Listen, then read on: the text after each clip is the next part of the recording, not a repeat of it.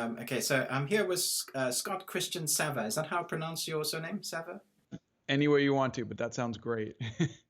And we're going to be talking about your film Animal Crackers. Firstly, I'd like to ask, you have amazing figurines on your bookshelf there. Are you a collector? I am. Some of them are toys based on some of my books, the book series called the Dreamland Chronicles, but most of them are just my fan stuff. I've got, newer stuff like Pirates of the Caribbean and Captain America, but I've got some of my old toys like the $6 Million Man or some old GI Joes and Migos and Micronauts and Shogun Warriors and whatnot. So yeah, a little bit of everything. So I watched Animal Crackers, I think it was yesterday or a couple of days ago, and did a review on it. Obviously, didn't do much of a spoiler on the story because I wanted to keep that fresh for everybody. But when I was doing research, just to get a bit of background into the film, I noticed that it's taken a while to get it to the screen. Well, now to Netflix, I guess. I wonder if you could talk to us a bit about that journey. Yeah, yeah. I mean, it started, I think in 2008. I had the idea for a graphic novel because I was playing in the backyard with my kids and we were eating animal crackers, and I turned it into a comic book, and then a friend of mine convinced me to turn the comic book into a screenplay, and I did. And then around 2000, I think 2011, it got in front of Harvey Weinstein or Harvey Fires. Yeah, no, sorry, I get him.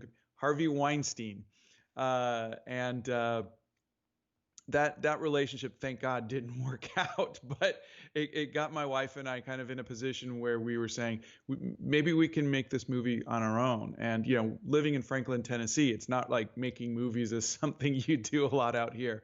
But we pursued it, and she went back to work to take to pay the bills, and I spent 2 years playing Mr. Mom and trying to get this to happen, and we were able to, through a miracle. It's like I knew a guy who knew a guy who knew a guy who knew a guy. There was like 12 people between me and the investor in China, but we went from our house in foreclosure and being on food stamps to 2 years later we had $10 million in the bank account and we were making a movie. And so it was very shocking, to just go from nothing to, and it wasn't like it was our $10 million, but it was just like suddenly we made it, and so we really took it very seriously, and it was an amazing experience. I mean, you can imagine it's my first time making a movie, and I got to experience everything from working with the cast to traveling all over the world to work with the animators and musicians and just everything. It was just a really incredible experience. So this is your, I guess, your featured debut, but you've worked with like Power Rangers and Casper. Yeah. I mean, you're a cog in the wheel when you do stuff like that. I worked in LA for years, and I started off in video games, and that kind of led back in the 90s. If you could work a computer as an artist, it was pretty easy to get work. And so I got into animation and film. But you you don't want to call it a sweatshop, but it was shoulder to shoulder with the next guy, and you go in, you animate the shots that they give you, and then you go home. You weren't really involved in the production or any of the thought of making the movie. You're just coming in and you're just producing shots, and it was great experience, and but it really didn't prepare me at all for all of the stuff that goes into making a movie. Mm. I've worked on, I mean, I've made a couple of my own shorts and I've worked on a couple of features, but I've always wanted to know, what does it look like directing an animated feature compared to, obviously it's very different compared to, I guess, just a normal feature that isn't animated or stop motion, any of the kind of animated features you guess. What does that look like for you? What is like a day in the life, I guess, of a director, an animated director? Well, it was definitely different for me because I did most of it here from the Hobbit hole. I would wake up in the morning, and we were using a software called Shotgun, where I would, log in and I would have 30, 40 shots from the studio in Spain, who was 6 or 7 hours ahead of us. So I would get my shots, I'd open them up, I'd play them, and I could, with a Wacom tablet, I could give notes. I could type in any other notes. I would do video calls, phone calls and whatnot. And that was, it was pretty relaxed in that way. It was very comfortable for me because of the technology, because I could do things virtually. The stressful parts for me, because I just don't travel well, would be when I would travel to Spain or travel to London to work with Sir Ian McKellen, or travel to Los Angeles for Danny and John and Emily, or New York for Harvey Fierstein and Gilbert Gottfried. They're exciting. But again, for the type of person that I am, who's more of an introvert, being at home and just waking up and working on the stuff on Shotgun, that was the most exciting for me, because it was just, I felt more as an artist. I was doing that, and if I was rewriting the script, or any other directorial things, that was really fun. But I mean, if you wanted to know the life of a typical director, I'd speak to my co-director Tony Bancroft, who directed Mulan. He worked at Disney. He knows that day to day, and he's much more of an outgoing extrovert who loves to be around people, loves to interact with people. So how did Tony Bancroft become, I guess, a co-director with you? He and I had met, I would say, almost 20 years ago. We were. There was a seminar at a college, with local artists or something, and we were both invited. It was him and me and the guy who created Johnny Bravo, Van Partible, and so we just kind of hit it off. And he had just left, or was just about leaving Disney to start up his own animation studio, and he was always a traditional animator, and I was, though I was a painter. Originally I was always, my animation was always on the computer, and this was at a point where animation was transitioning in the 90s to, the 90s was actually almost 30 years ago, wasn't it? But but it was a time where it was transitioning to 3D, and so we were both kind of just in this weird transition, but we remained friends. And when Harvey Weinstein came along and said, "Hey, I really like your film, but I can't sell you. You're a nobody. I need you to attach a big name. I need a writer and a director." I called Tony and another acquaintance of mine, which was Dean Lorey, who wrote Arrested Development, and that gave me some cachet. It gave me some credibility, and it really helped working with them, because Tony's experience was invaluable to do that. I mean, he let me. He acted more as a mentor rather than a co-director, because he really saw that this was my first film, and I really wanted to try things. And you'll see the film is very not traditional in any way. It's kind of all over the place, and sometimes it's a mess, and it was me. Like, for instance, we're at this point, and Ian McKellen could do no wrong. I mean, he could read the phone book and it's fine.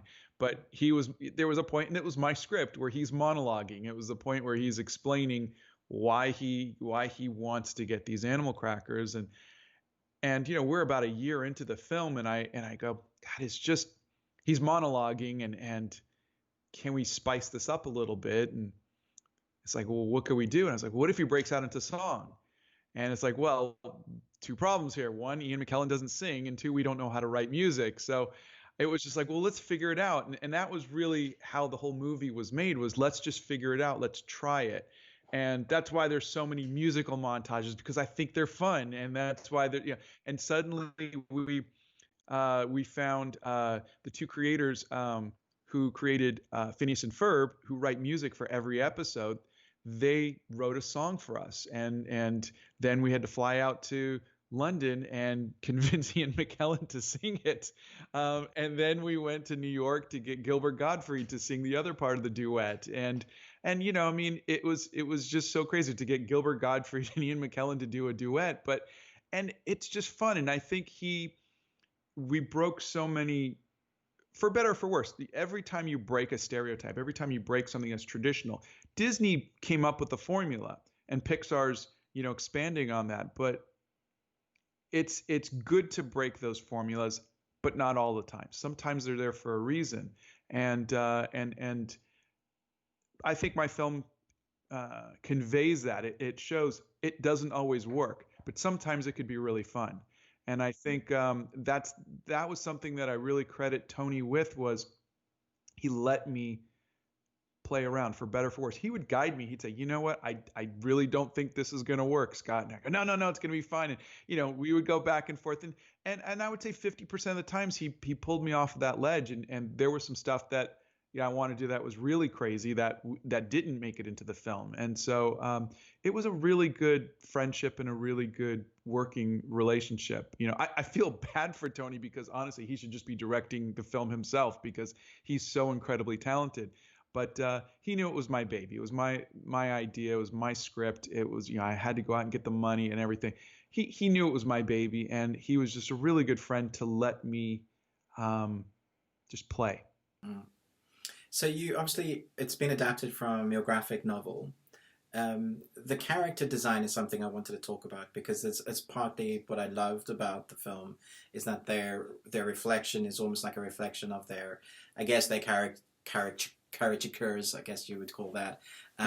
But also the way they defined a lot of the characters seemed really defined. So you get that the way they look, and you kind of know what they're going to be about until you start unraveling a bit of their backstory, which is really fun. I wondered how you came up with the concept, because they're not, like you said, not traditional looking, I guess, Pixar or Disney. They're slightly different. Well, it's funny that you mentioned that, because when we got our money, we didn't have a character designer. Like, I had Tony as a director, I had Dean Lorey. We didn't have a character designer, and we didn't have a cast yet either. So Tony says, we're going to have to find a character designer. And I went on to IMDb, and I just looked up my favorite movies, and I just looked to see who was, and I reached out. I found this one person who was he was a character designer on Finding Nemo, Ratatouille, Brave, Monsters Inc., Despicable Me. And I was like, okay, this guy, I like his work. And I found his website, and I reached out to him. His name is Carter Goodrich.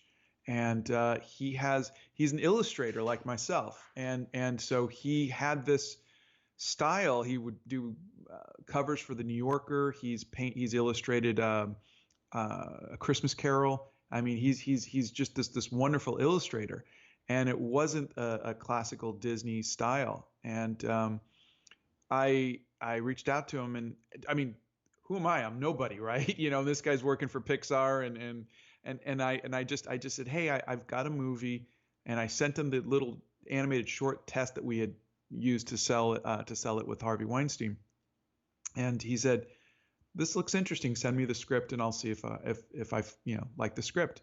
Well, 2-3 days later, I got an email back saying, I absolutely love the script. It's completely not like anything, the normal stuff I get from Disney or Pixar. It's completely different. It's got a lot of heart.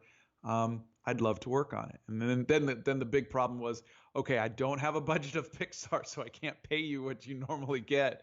Our budget was 1/10 of a Pixar budget. But we worked it out, and he offered to essentially, like pretty much everybody else, all of the cast had to work for almost scale. Everybody who worked on the film worked for much less than they're used to getting paid, and they did it because they liked it. And Carter came on, and his design, and it's funny because I'm an artist, so you would think I would have an idea of what my characters looked like. I didn't. I wrote the characters, and I had no preconceived notions of what they were going to be. It's talking about the cast. That's one of the things that I was kind of gobsmacked by, to be honest, because the cast, they're like a bunch of A-listers, phenomenal talent. Let's talk about how on earth you got them on board. And what it was like working with them. If you can explain some of your favorite moments. I mean, you've already given us one with Ian Mckellen. Yeah. It was. I gotta say, I think it was either magic or some sort of dumb luck, or I knocked over a leprechaun at some point. But it really, so our first initial budget was $11 million. We had 1 million from Korea and 10 million from China, and we were thinking, it's my first movie. Let's just go for a direct to DVD. Let's use an all voice cast uh, talent. We had already been working with, for the short, Tara Strong and James Arnold Taylor, who are incredibly talented, and we were very happy to have them be Owen and Zoe and to lead the film. We were thinking, we have a little bit of budget. Let's bring on one big name. And and when my casting director asked, who would you like? The one voice that I heard in my head well, there's two. First was Patrick Warburton, and the second was Ian McKellen. And so just when I wrote Brock, I just heard it in Patrick's voice. And when I wrote Horatio, I was just hearing the voice of Gandalf. It was just this, just his voice, Ian's voice. And so we sent out the scripts. And what you do when you send out the script, you don't put all of your eggs in the Ian McKellen basket. You send it out to the agents and you say, this is our number one pick. This is our number two, number three, number four. And just in case Ian doesn't want to do it, we can't get anybody else for that. Then if we could get Sylvester Stallone for Bulletman, that's our number one pick. If we can get Danny DeVito, that's our number one pick. But basically we kind of just spread it out a little bit. Well, what happened was when Ian McKellen signed on, we were like, okay, great. Then the next day it was Danny DeVito. The next day it was Sylvester Stallone. And we're like, but wait, no. We weren't expecting all of this. And then it just, it was Patrick Warburton and Raven Simone and Harvey. And it just got bigger and bigger and bigger. And we couldn't say no. It was just, you just, once Danny DeVito says yes to Chesterfield, you're like, yeah, I can't, it's like Sylvester Stallone is Bulletman. Oh my God. I mean, it was a very small role, and it was just, he really liked it. He thought it was funny. And so then it became, we filled up our cast. I had to go back to the investors. I had to go get another, a few more $1 million. And it wasn't that we were paying them millions of dollars so much as we now had to up the quality of the film to match the cast. And so we raised some more money. We still didn't have the parts for Owen and Zoe, and we were still looking for Tara Strong and James Arnold Taylor for that. But our casting director said, I want to run a name by you, John Krasinski. And I said, I'd never heard of him before because it's 2014. I never saw The Office, and he goes, no, he's really funny. Trust me, he'd like to come on the film. And I said, well, I really love James and Tara for the the parts. And he's like, we'll we can put them as Bob and Talia. He says, but I really think we should give John a shot. I think he's really going to be something big one day, And I was like, okay. And I flew out to L.A. and I met with John, and he was so nice. He was so funny, and we didn't have Zoe's role filled. And it was funny because we were hanging out in the recording booth, and it was just the two of us. And he's like, I just wanted to let you know. He goes, my wife just loved this script. She thought it was so good. She was sweet and this and that. I didn't know who he was married to because I didn't know who he was. So I was just, well, thank you, and we're talking. And I walked away, because we were about to start the session. Well, fortunately, the mics were hot. And the guys inside the booth heard it, and they come running out, and they're like, would she want to be in the film? And he's like, sure. And he picks up his phone. He goes, hey, babe, you want to be in the film? And she responds, yeah. And that's how Emily came on board. So it was really just kind of blind luck. It was really dumb luck. And it was an amazing experience. Once John and Emily got in the room together, this was their first film. This was years before A Quiet Place. They had never done a film before together. And they had just had a baby, I think about a year or so ago. And they wanted to record together, which you normally don't do. So we set up the recording for them. And from the minute it went live, they were making each other laugh. They were joking. They were so funny together. for instance, you remember the scene where they're in the minivan after the funeral, and Mackenzie says cookies, and he goes, "Oh no, these aren't for you. These are gross." She goes, "Well, I'm hungry," and he goes, "Zoe's supposed to." The way I wrote it was, Mackenzie says, "I'm hungry," and Zoe says, "Oh, there's a fruit stand." That's all I wrote.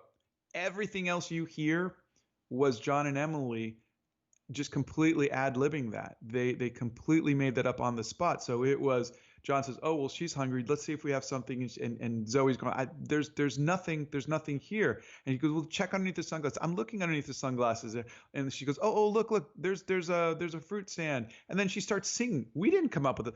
"I like to eat apples and bananas." And it's funny because I actually have. If you go to the Instagram for Animal Crackers, I posted a video of that moment, which I'm holding my iPhone up for this, and you could see like John's kind of looking at her and she's starting to sing, and then he starts to get into it and he kind of jumps in and he starts singing it, and they go back. But it was just so spur of the moment that at the end of the day from the first session, I looked at Tony and I said, "We've got to redo the entire film. We've got to just let them play for the entire film." And we did. And you'll hear both John and Emily laughing, and we kept that in as much as possible.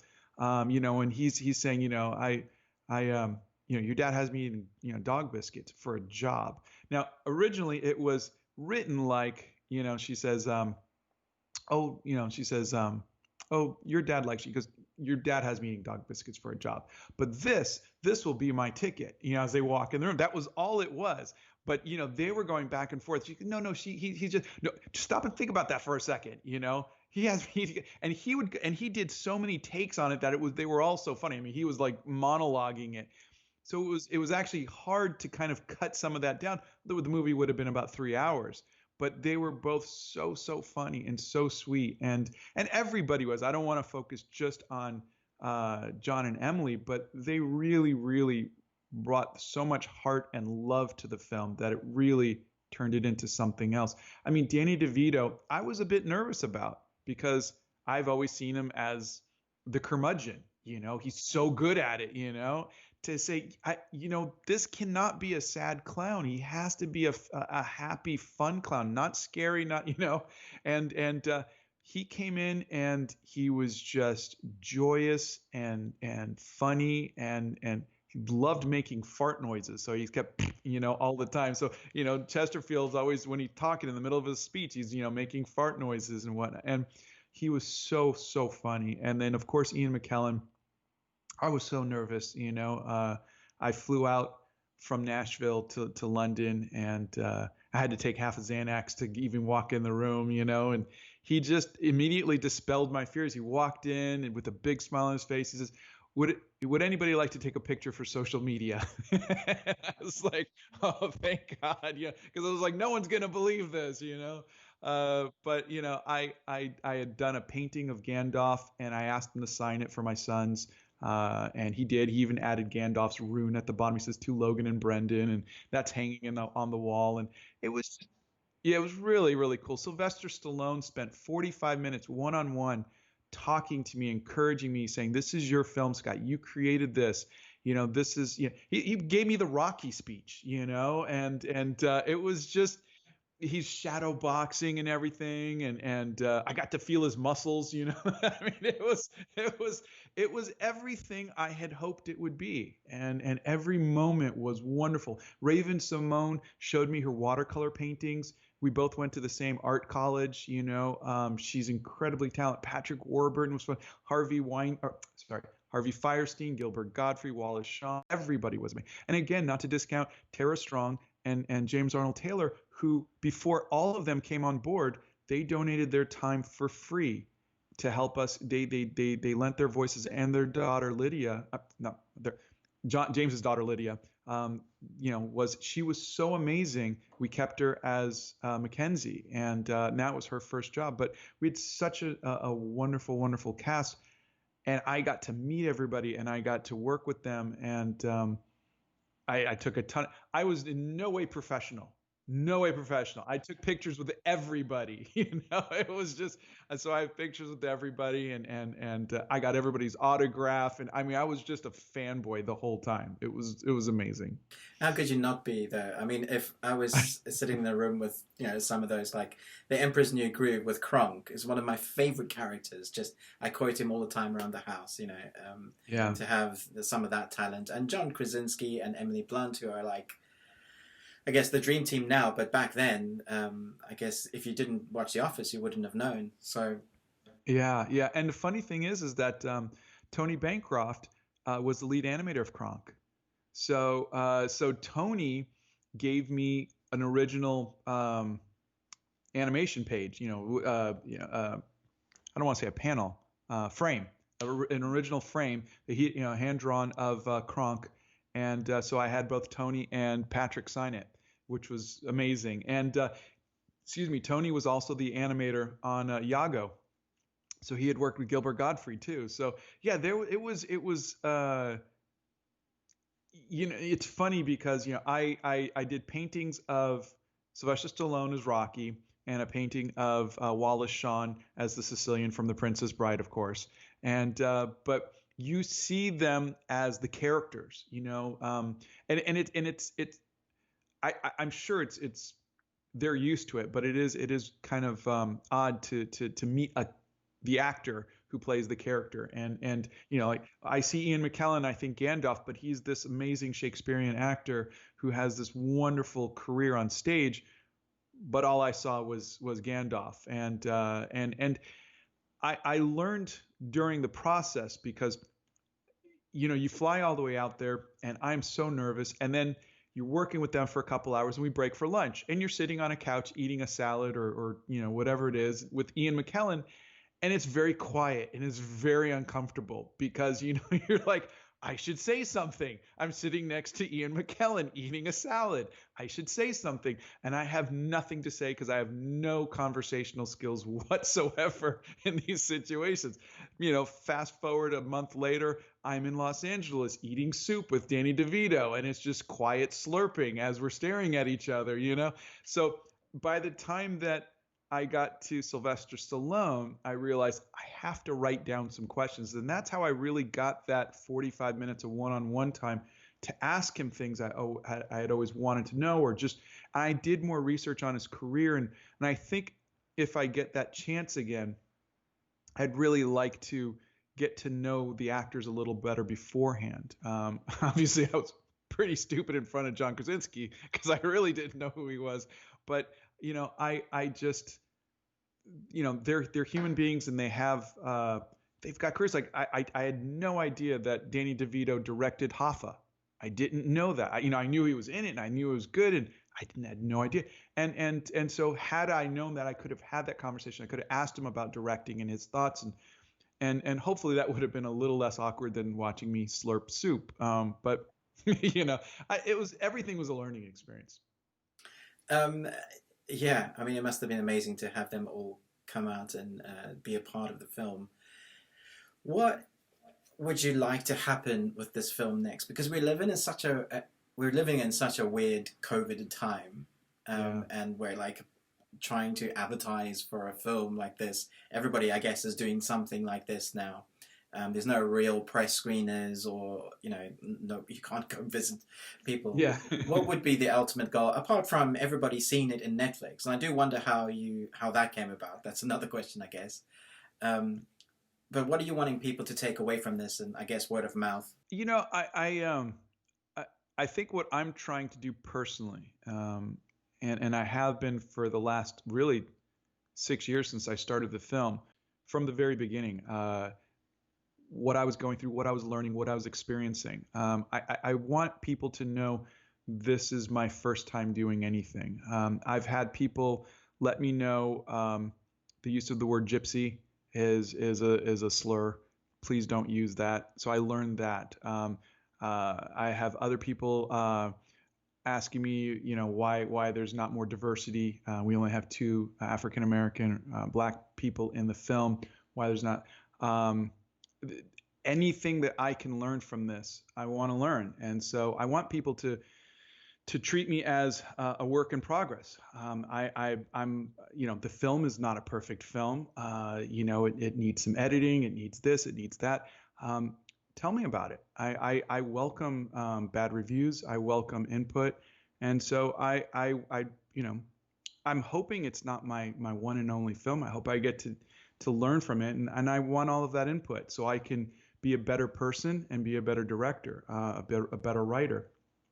As a human being, I'm always constantly trying to improve myself. And what better way than to have, millions of people looking at something that I came up with and dissecting it and seeing what makes people happy, what makes people upset, and hopefully using that to fine tune my storytelling abilities and myself as a human being. So I'm really trying to use this as a chance for me to be a better person. And I think if people give me a chance, people can be pretty cruel online. I mean, that's but I think if people are willing to give constructive criticism and have conversations with me, I'm trying my best to make myself available for all of those conversations online, be it Twitter, YouTube, Instagram, Facebook, or even email. I'm doing my best to try to answer every comment and have every conversation. It's not easy, and but that's what I would like. Again, I hope the film is successful, but I hope that if there's one thing I could take away from it is that I become a better person for it. What's the dream job? Like, if going from this, if someone, let's say someone in Hollywood saw the right clip of this film, or just really liked what you created and went, okay, let us know what you've got next, or what you would like to do, what would you love to do? The Dreamland Chronicles is a webcomic series that I had done from 2006 to 2016, and that was my big story. That was something I always, I would love to turn that into an animated series. And actually, the characters on the ship in my logo, when you see the opening logo, the beginning of the movie, there's the cat girl, the elf girl, the fairy, the rock giant. Those are the characters from the Dreamland Chronicles. So they're actually in my logo on that ship flying it. And that I had 34 million readers around the world come and read that comic series along the way. And it was all done on the computer. I had the great fortune to fulfill my dream job as a kid and be the artist on Spider-Man back in 2002. So I did a Spider-Man series for Marvel, and it was all done on the computer. And after that, I really wanted to try doing a whole fantasy series on the computer, and I did. And again, I did that up until 2016. But in 2015, 2016, we were working on the movie, and I could. The software was old. Everything was starting to kind of slow down. And I was so busy working on the movie. I contacted a friend of mine, Tracy Bailey, who was an amazing traditional artist with a really wonderful Disney-esque style, and asked her to finish up. And she did the last 300 pages of the series for me. And there's 8 books in the series. And I loved it so much that I asked her to go back, and she's been starting off. So actually, if you go to the dreamlandchronicles.com, you can read the first 2 chapters. The 3rd chapter is being done on Patreon right now. And we're kind of going through this whole series of 2,000 something pages all over again. And I really love it. And so I think if I had a chance to, I'd love to do that series as an animated series. To me, it's very reminiscent, if it was animated, of Avatar: The Last Airbender. That's the kind of feel that I would want, the kind of heart, the kind of character building that I'd really like to see, and I tried to do that in my book, and it's a story that I wrote. I wrote all of the books, Animal Crackers. I wrote all of these for my kids, but this one was really special. So if I had a chance to do anything, I'd love to. I'd also love to do a sequel to Animal Crackers. I've learned so much, so I think just any chance to do this again would be amazing. I hope it does well enough to where the people at Netflix or anybody else would want to give me a job. How does a film get on Netflix? Again, magic, I think. You know, it's when we finished the film at the end of 2016, Netflix wasn't really in the animation business. They weren't really buying anything. Um, they weren't really a destination, and our cast was so big. Everybody's just saying, "You got to go theatrical. You got to go theatrical." And then we had 3 years of this distributor, that distributor going bankrupt, or this or that or whatever it was, that the industry changed, and suddenly Disney's content went to Disney Plus. Netflix made a serious effort to go after animation. And by 2019, when suddenly we got the rights to our film back, it was just kind of like we kind of bumped into each other and we're like, hey, and we kind of, it was like, and that was, it was just one of those things where they're like, hey, we're looking for animation. I'm looking for a home, and it just kind of worked out really, really well. And, they've been wonderful and supportive. And, I couldn't be more thrilled. I mean, it's funny because we joke because we've already gone through 3 horrible distribution nightmares to try to get the film into theaters. Could you imagine if the 4th one actually worked out and our film was going to come out in theaters this summer? It would have just been like, this film's never coming out. So the fact that Netflix came along and rescued the film, it was just, I think finally things kind of turned our way after those 3 horrible, horrible years.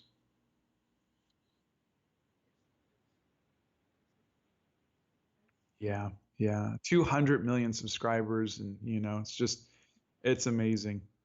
I woke up this morning, we're #2 in America. And yeah, so I mean, the only marketing being done is by me, So if you see anything, all of the social media, all of the YouTube, everything is me. And I've been up from 6 a.m. to 11 p.m. every day, just in front of the computer on my phone, and I'm doing everything I can. It's a grassroots thing. My wife is upstairs doing it, and we're all just, everything we can do, we're doing ourselves. My family and I will be sharing it to all our social media sites as Thank well. you. Thank you. Yeah, I mean, we had a lot of fun. There's some characters that I think that will stick with me forever. Some of, I don't know who came up with the ideas of placing certain character voices for those actors, like, again, Sylvester Stallone, just in that little part, but it's so perfect for him. Like, I wouldn't have thought about it, but Bullet Man and Sylvester Stallone, when you see it, you're just like, yes. It was funny. So Bullet Man is based off of an old toy that I had. It was a GI Joe. If you look up Bullet Man was both an action figure and an old comic book character back in, I think, the 30s or 40s. And he flew around, and he was the human bullet, Bullet Man. And so I had this toy. I still do. He's hanging over there, but I had this toy, and I just had this idea of an Evil Knievel type of guy who's broken every bone in his body, and he's now in his 70s, and so I just, you wanted, when Carter asked what kind of character, what kind of look, and I mentioned Evil Knievel, but I think I also mentioned Kirk Douglas. And so if you look at Carter's designs, you'll see that kind of chin and that kind of profile. Yeah. So it's a little Kirk Douglas, little Clint Eastwood, kind of thing. But he's just got to be that guy, And Stallone was just, that was the crazy thing was, Stallone just,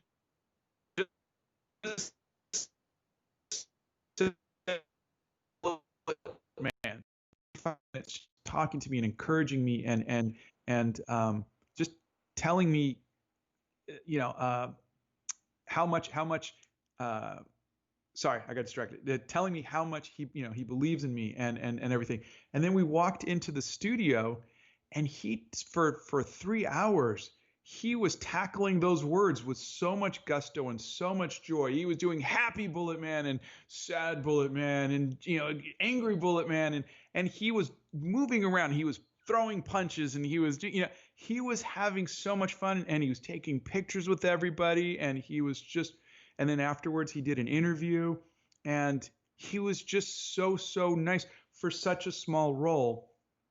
And I was really thankful. I mean, like I said, they say beware meeting your heroes. And I was terrified that he was going to disappoint, and he didn't. He was really, it's kind of like a father figure, and even in the interviews, he would talk about me. He would say, he says, Scott's the next generation, and Scott's doing this, and Scott went through what I went through. And he really kind of, he understood it. He understood it because he was sleeping in his car when he got the offer for Rocky, and he had to fight to keep that role because they wanted to give it away.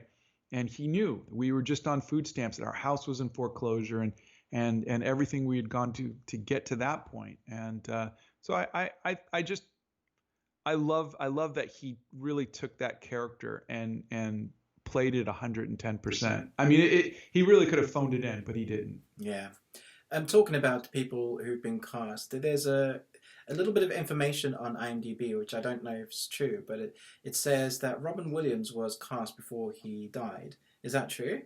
Yeah, Dean Lorey was writing Crazy Ones it was starred Sarah Michelle Gellar and Robin Williams. It was a TV series. And so he knew Robin. He asked Robin if he'd like to be in the film as Chesterfield. This was I think even before Ian McKellen came on board. So there was a few months between when we got our money and when we started really in earnest casting. And so we actually got to meet with his comedy writer, who came in and helped us rewrite Chesterfield's roles in Robin Williams' cadence. He's very fast talking. He's kind of just, all over the place. And he has, and it's funny because if you listen to Danny's version of it, that is in Robin's cadence. It's the writing, we kept it the same way. And that was another thing that really worried me, because again, I don't know the versatility of actors. And so I didn't know, you as an amateur, you just assume that this is the only type of thing that this person can do. But Danny was able to take it. But I never got a chance to meet him. I did a painting, of, because that's what I'm such a geek that it's like I'm going to do a painting of Robin Williams and have him sign it, and I never did get a chance to meet him. And it's super sad, but obviously it would have been amazing to work with him. But again, once Danny took over, because I didn't think I would be able to look at Chesterfield without hearing Robin's voice. But once Danny took over, that all melted away. All right, Danny's is fantastic. Yeah. I think every actor brought their A game. I was thinking, was there someone that I thought was not weak, but just on a different level, and I couldn't place my finger on anyone. I do wonder. Stabby, because that was played by Tony Bancroft. So, is there a clip or a moment that you had to cut that you really wish you got to keep? This is funny. The film that you watched is about 15 minutes longer than the one that Tony and I wanted. What happened when Netflix picked up the film, they picked up, it's like the director's cut. It's every single shot we ever, there is a lot in there that we actually cut, and so it's like a reverse director's cut, because the directors had cut it down and then the studio put it back together. So yeah, it's funny because I think we shortened the funeral scene a little bit, but yeah, it's kind of the opposite. Like I could tell you some shots, some scenes that we would have cut, and it's not that we didn't like them, but the opening is long. I mean, I it's based on a book, and I write books, and I just told you I wrote like an 8-volume, 13-year the Dreamland Chronicles. I like story setup. I like character setup. I mean, honestly, maybe I should just write TV, because I like having that much time. But it's so I spent a lot of time, and I think a lot of that was when James and Tara, um, when Emily and John came on board, it was really a matter of, okay, James and Tara, I just have such a fondness for. They're such wonderful people and so giving, and I really wanted them to have their moment, and so I really wanted to spend that time on their relationship, and I couldn't just, there was a version of the script where there was never a backstory. We start off with Owen. He's eating dog biscuits, and then he inherits a circus. He never grew up in the circus. He never met Zoe at the circus. None of that. So that was, a very early version of the script. It was when John and Emily came in, and we moved James and Tara to Bob and Talia, that I really wanted to give them some moments. And it's not like there was a ton of speaking roles, but I still wanted to give their characters a little bit more depth.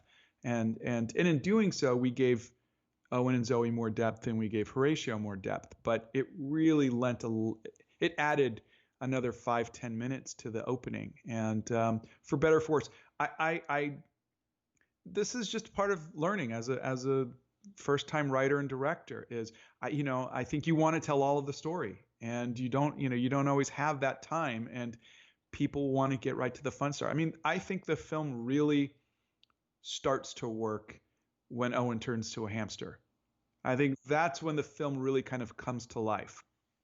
The rest of it and despite the fact that we added a musical number at the beginning, despite the fact that we added, the fight sequence, we tried to comedy it up, but the thing is that it's just yeah. I mean, like I said, I think there's things I would get rid of, but then also I don't want to get rid of. I'm happy that they're there, and so it's kind of hard to answer that one at this point.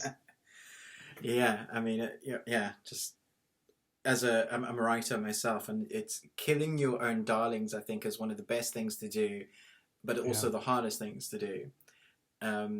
So if you're watching this interview, I'm going to do a little spoiler now, so be warned. But there's a moment when it looks like the kids lose their mom and dad. No, they're the main characters, John Krasinski and Emily Blunt. So it looks like they're dead, but we don't find out until later on that they're actually they've just lost their human forms. Was that always in the script? Because I thought, wow, it's a PG, and little kids watching this, that's quite dark. Until at the end, you're like, oh, okay, it's all good. I mean, but that definitely adds a punch. So that's great. That's an emotional moment. Yeah, it's actually Owen's uncle and aunt. That's Bob and Talia. That's James and Tara. So yeah, originally the original script was a guy inherits a circus, and the secret of the circus is animal crackers. That was the original concept that I had stripped from the book. Because the book was two kids go to a circus and they rescue the animals from the circus by using a box of magical animal crackers. But the whole Bob and Talia thing was because of James and Tara. So having them die, I don't remember when I decided to do that. I mean, it's funny. I don't have any recollection of the moment. I usually do, but I don't have a recollection of the moment where I went, oh, and they were alive the whole time. But I think, there was just one point where you're writing and you're just like, oh, wait, they're not dead, and you kind of write that in, where they come out and they're like, Horatio, stop this, and it's funny because people are like, why didn't they tell Owen, that they were alive this whole time? And so I think like at the end, there's this little bit where, where Bob says, well, I didn't want to worry or something like that. But it was just such a fun reveal that I was like, I'll figure that part out later. But yeah, it's I find it fascinating trying to um, tie things together and make them logical if you can. And it's obviously not easy to do that with a box of animal crackers that turns you into animals. But I love trying to work out the mechanics, of because as I did it, and again, this is another spoiler, but as I'm doing it, it's like, okay, so you got a human cookie, but there's only one human cookie. Um, but what happens if you eat only a part of a human cookie, of an animal cookie? And so there was that. And so as I'm just, you start to think about it as any fan would. What if you did this? What if you took a whole bunch of different parts? Would you become something else? Would you become this? And I think that is just the fan in you taking that to its logical conclusion, and really just saying, well, if you've created this world and here are the rules, well, now I want to go play in this world and see what kind of trouble I can make. And I tried to do that with all of that towards the end, and I really really love the ending. Ending's great. Love the ending. Yeah, it's just I love that, and again, the traditional Disney hero's journey that Tony was trying to take me on, where Owen, let's focus on Owen, and Owen saves the day, and that really, I really split off from that, especially when Emily came on board, and Emily, Zoe is the one who goes off to go do the circus. She's the one who believes in it. She's the one who has that, and she's the one who it's if you look, it's at the ending, and again, spoiler, but it's Owen, and then Zoe, and then Emily, and then Owen. I'm sorry, I keep going back and forth between the actors and the cast. So it's Owen, and then Zoe, and then Mackenzie, and then Owen, and then Zoe and Mackenzie. And so they all kind of take part in saving the day, and then the whole family of the circus kind of comes in to save the day. And so it was not the big one-on-one battle, between the two male dominant, it was the whole family taking it in. And I love that about that. And again, that was a learning process, as a white straight male, as learning, females, are going to come in. And these are things that I'm hoping for my next film and my next film and my next film, that I could be more inclusive and work with more people of color, and gay and lesbian, and try to have more inclusive that reflects the world around me. But even so, during the production, it went from the father figure saving the day to, it was more, they're more of a couple, they're more of equals, and Zoe's character really is a very very strong character, whereas Owen's character is the flawed character, and he's kind of learning as he goes, and he has to come around, and she's the one who's more powerful in the job, and these are baby steps, and I know to any females watching this, they're like, duh, but it's just, these are baby steps, and this is my first film, and I was learning. This was before me too, this was a learning experience, and so I'm completely open to becoming a better writer and becoming a better person by adapting as I go. So I hope it works. One of the things I was chatting to my wife about actually was the possibilities of what could happen next, because the toy box, with the animal crackers, you talk about the law that you've established, or you can imagine the law that you've established, with the box replenishes itself with the individual humanoid crackers. Don't get those wrong. Or as you've mentioned, what happens when you eat little bits. Imagine, as a writer, if you could do a sequel, there would be so many things you could play with, like a sandbox of just possibilities of threads that you could pull from. Is there one that you've been dying to do that you wouldn't mind sharing, or is that for maybe next? No. Of course, I actually wrote I decided to try it as a series, but I did write the pilot episode of the sequel. I haven't shown it to Netflix yet, but it actually involves Mackenzie. Um, Owen's showing off. Mackenzie stole a monkey cookie, while Owen is off somewhere else showing off to investors for Woodley and Binkley. And he's doing the thing that Chesterfield did, where he tosses all of the cookies into the toilet, flushes it, opens it back up, and the cookies come back. What he doesn't know is that somewhere else in the world, Mackenzie, back at the circus, eats a monkey cookie. So her human cookie is in there as he tosses it and flushes it. So now she's stuck forever as a monkey. And it's okay when it's Bob and Tolly because they're old, but you're not going to let your kid. And so that whole, if it becomes a movie or if it becomes a series, that whole season is going to be about them going to find the source of the magic of the animal crackers. So they could do that. One other thing that I could, and again, this is just the logical what if as you're playing around. During the montage with the Toad the Wet Sprocket music, when he's stuck as an animal and they're trying, he's basically just living as an animal, and Chesterfield keeps giving them a different animal. Okay, you're an octopus for now, and poor Zoe wakes up next to an octopus, Well, if you notice that in one of the shots, Chesterfield takes out the Brock cookie, because that would have been in the box and so had he eaten it, he could have become Brock.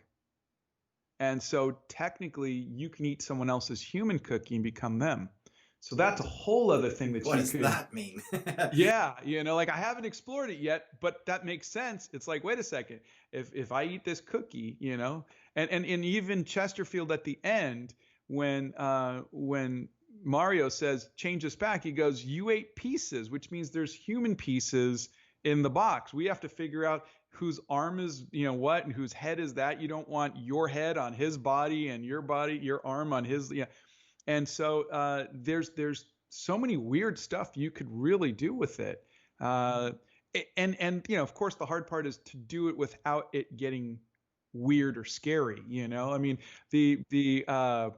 when they come in and everything with the red light and everything, and this one's a minotaur and this one's a half turtle, half rabbit, it's kind of scary, but kind of fun. And I think that's the thing, is we want to keep it to where it's not terrifying, but it's like, wow, I wasn't expecting that. That's not a Disney thing you would see. It's a little Tim Burton-ish, but not to scare the kids. Been talking for an hour. Oh God. I'm sorry if I talked your ear off. No, absolutely loved it. Whenever I interview directors, I always like to ask them things like, do you like tea or coffee? Which one would you choose? I've been drinking tea. Okay. DC or Marvel? Marvel. Hey. Cats or dogs? Dogs. Okay, great. Those are little funny questions I always like to ask at the end. I love it. Thanks so much. That was my pleasure. Thank you. I'm so glad I saw the review on YouTube, and thank you again for doing it. I mean, thanks for watching the film. I really, really appreciate it. And like I said, I'm just trying to just soak in all of this experience. We're gonna hang up, and I'm gonna be on Twitter for probably the next hour, just responding to everybody who mentions the word animal crackers. Yeah, thank you so much. Okay. It was really nice meeting you. You too.